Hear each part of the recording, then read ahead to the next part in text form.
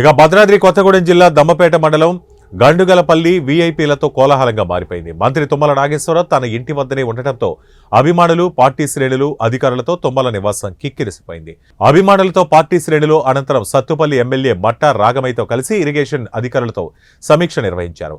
ఇక సత్తుపల్లి పరిధిలోని యాతాలకుంట టన్నెల్ పనుల గురించి రైతులు అడగ్గా అధికారులతో మాట్లాడిన తుమ్మల టన్నెల్ పనులు పరిశీలించి మాట్లాడదామని యాతాలకుంటకు వెళ్లారు.